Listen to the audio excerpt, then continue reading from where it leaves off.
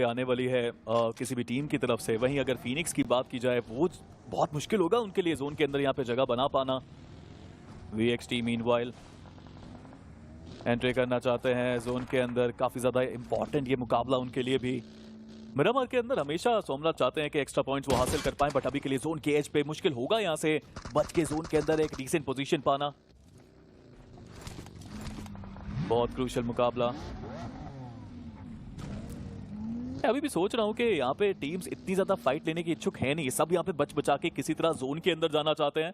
And the OGs ने भी यही किया, जैसे स्प्रे आया उनके ऊपर यूटर्न लिया और जोन की तरफ दूसरी तरफ से जाना चाहेंगे। अब देखिए स्पिरो ये चौथा फेज है, पर पता नहीं क्यों मुझे ये जोन बहुत मतलब ऐसा लग रहा है कि 12 की 12 टीम इसमें आ सकती हैं और शांति से बैठ जाएंगी, तो भी कुछ जगह होगी जो खाली छूट जाए। आप जीएस को देखें ना, और साथ ही साथ जीडब्ल्यू को देखें, कितनी आसानी से वो टीम जोन के अंदर मौजूद है। जीडब्ल्यू खासकर उन्होंने वापस अपने खिलाड़ी सोनिक को थोड़ा दूर रखा है, 3 खिलाड़ी एक साथ हैं और जोन का पूरा कंट्रोल उनके पास। फिनिक्स वो भी आसानी से जोन के अंदर आ पाए। जेनेसिस जिनके 2 खिलाड़ी डाउन थे वो भी जा ही रहे हैं जोन के अंदर। और जैसे मैं जीडब्ल्यू के बारे में बात कर ही रहा था कि उन्होंने एक नॉक निकाला, हालांकि वो फासला बहुत बड़ा होने वाला है, पर 4M वर्सेस कार्निवल गेमिंग इनके बीच की ये फाइट नियो ग्रेनेड के साथ तैयार थे, पर शायद कॉल आया होगा कि जी नहीं, ये फाइट लेने की आपको जरूरत नहीं है, आप सीधा कंपाउंड की तरफ आइए। मुझे ये स्पिरिट बहुत अच्छी लग रही है 4AM की, जहां मौका मिल रहा है वहां पे रश कर रहे हैं। अब देखते हैं कि उसका रिजल्ट कितना आएगा। अभी भी जोन के अंदर कार्निवल गेमिंग, ये उनका गढ़ है, ये उनका घर है, बहुत अच्छे से डिफेंड करना आता है उनको ये एरिया। और सही निर्णय लिया वहां पे नियो ने, काफी सही समय रहते वो पीछे आ गए। हेक्टर एक अलग ही एंगल पे रिच पे वो होल्ड कर रहे हैं, 3 प्लेयर्स पीछे सेल बिल्डिंग में होल्ड करते हुए। 4AM को भी जगह मिल गई और यहाँ पे मुझे लगता है कार्निवल गेमिंग भी ज्यादा कुछ करना नहीं पड़ेगा उनको। और वो लड़ाई लड़ने की उस वक्त जरूरत थी भी नहीं, क्योंकि दोनों ही जोन के अंदर है, तो आगे जाने की वैसे भी जरूरत पड़नी नहीं चाहिए। पर इन सबके बीच में पंक वो आगे गए, ये उनको नॉक किया गया। गॉडमिनो एडमिनो उनको इस वक्त डैमेज पड़ा तो सही, पर अपने आप को वो हील कर लेंगे 2 फिनिशेस के साथ। Team Hero Xtreme god like punk वो आगे जा रहे हैं, क्योंकि उनको भी पता है कि वो 2 फिनिशेस बहुत ज्यादा जरूरी है और मायने रखते हैं।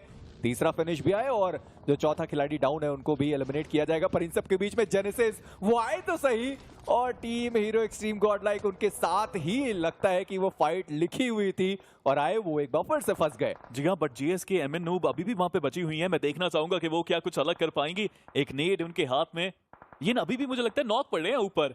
वही जेनेसिस 2 खिलाड़ी जोन के बाहर। ये फाइट एडमिनो ऑलरेडी आज के दिन में बेहतरीन शुरुआत करी। इस प्लेयर ने 4 फ्रैग्स पिछले मुकाबले में निकाले और द ओजीज उनकी गाड़ी भी यहां से जाती और बाल बाल बचा वो खिलाड़ी।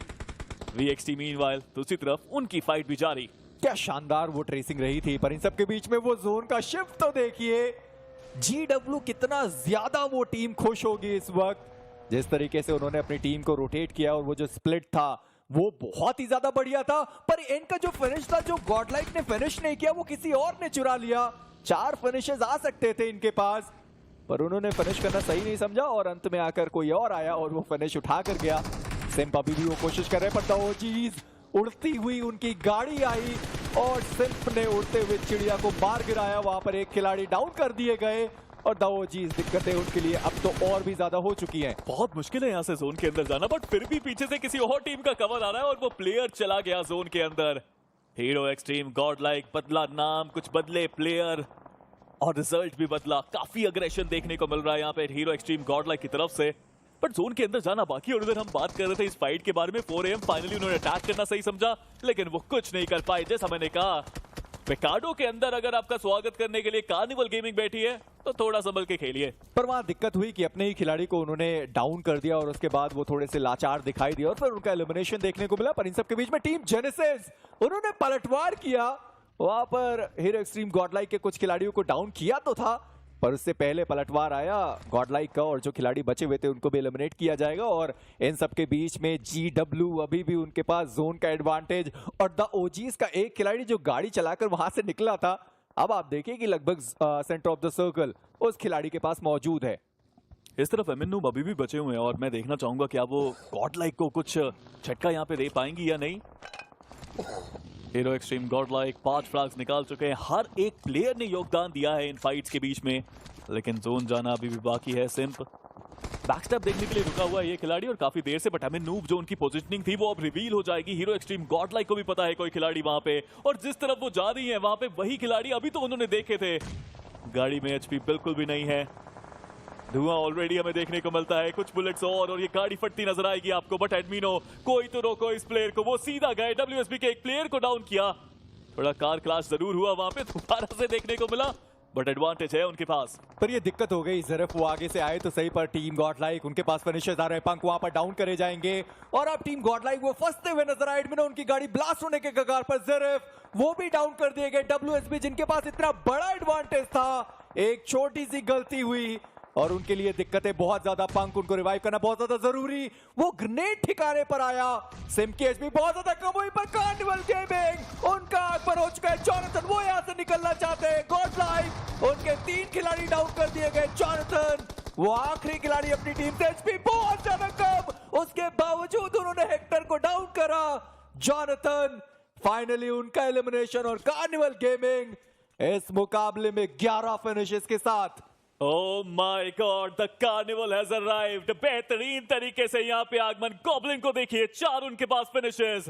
जॉनथन ने कोशिश करी आखिरी में बेहतर करने की, एक नॉक भी निकाला था उन्होंने, बट इधर ओरंगुटान को देखिए, एक कंपाउंड के अंदर GW के ऊपर आक्रमण किया उन्होंने, और GW जिनके बारे में आप बहुत चर्चा कर रहे थे मेजी, अब मुश्किलों में फंस चुकी है ये टीम।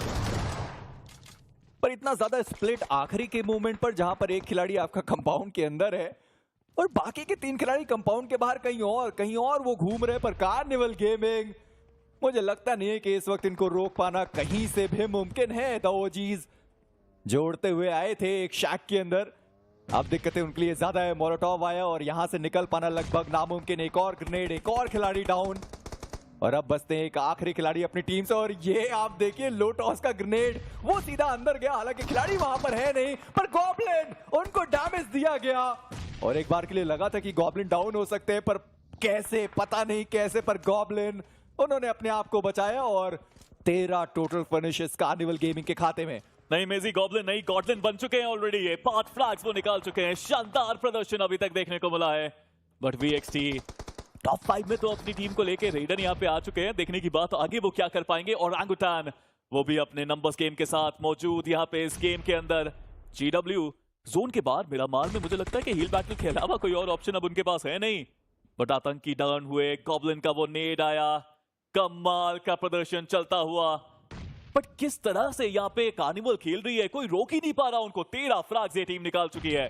पर GW से मैं बहुत ज्यादा निराश हूं। आपके पास बैक टू बैक 6 सर्कल आपके खाते में आए और आपने फाइट लेना सही नहीं समझा। कैसे आप फाइट ले सकते थे? आप प्रो टीम में गिने जाते हो और वहां पर हम देख रहे हैं कि दिक्कतें उनके लिए ज्यादा हुई और वहां उनको फाइट लेना चाहिए था। सर्कल का इतना बड़ा एडवांटेज होने के बाद आपने अपने प्लेयर्स को इतना स्प्लिट करके रखा हुआ था, उसके बावजूद आपके पास इंफॉर्मेशन नहीं कि कोई टीम आती है और आपके कंपाउंड पर स्लैम करती है और आपके एक खिलाड़ी को एलिमिनेट करके जाती है। कोशिश शायद उनकी थी कि इस मैच में भी हील बैटल करेंगे जैसे वीकेंडी में उन्होंने किया था, पर खैर वापसी करते हैं इस फाइट पर, जहां पर VXT जैसे आपने बताया भी था कि सोमराज से मिरामार कोई नहीं छीन सकता। ओजी वो भी तैयार हैं और सामने कार्निवल गेमिंग। 3 अनुभवी टीम्स, एक 4v4v4 का मुकाबला। एक्सपेक्टेशंस बहुत ज्यादा हर एक टीम से, हर एक प्लेयर से। यहाँ पे एक छोटी सी गलती आपके ऊपर बहुत भारी पड़ सकती है, बट सोमराज प्रहार किया, एक अच्छा नेट भी यहाँ पे आया वेरोन की तरफ से। इवन स्टीवन ट्रेड और इसका फायदा कार्निवल गेमिंग यहाँ पे उठा सकती है। एक और नेट, सोमराज का नेट जाएगा भी सही जगह, बट ट्रिकल डाउन होके माउंटेन के नीचे वो चला गया। इन्फिनिटी उनका स्प्रे, कार्निवल गेमिंग उनका भी एक प्लेयर डाउन। 3 टीम्स 12 खिलाड़ी और तीनों में से एक प्लेयर डाउन था, बट वो नेट, आरू का वो नेट, वो सब कुछ था। 2 प्लेयर्स कार्निवल गेमिंग के डाउन हुए। आतंकी, आरू और Orangutan, they are on fire. और ओजी को समझ में आया कि ये वाली साइड की फाइट लेना इस वक्त बहुत ज्यादा आसान रहेगी, इसलिए वो आगे बढ़ते हुए नजर आए। पर नियो वो खिलाड़ी तैयार है क्या? वहां पर दोनों खिलाड़ियों को डाउन कर सकता है, ऐसा होगा नहीं। विज़जॉर्ड वो पहले से ही तैयार थे, पर आरू वो प्ले जोन के बाहर चले गए। डैमेज पड़ा है उनको, 6 फिनिशेस निकाले गए, पर अभी भी सामने एक और बड़ी चुनौती। जो खिलाड़ी डाउन था उनको रिवाइव किया गया। सोमराज वो अपने आप को हील करेंगे। इक्विनॉक्स उन्होंने भी अपने आप को हील किया और अब 3v3 की ये प्रॉपर फाइट होने वाली है। आरू अभी भी डाउन है, इक्विनॉक्स विकेंडी में 1v4 किया था, ग्रेनेड का बढ़िया इस्तेमाल किया गया था और एक और ग्रेनेड जाएगा इक्विनॉक्स का, और वो वापस डाउन कर दिया गया। आतंकी वो खिलाड़ी भी इक्विनॉक्स के द्वारा डाउन करा गया।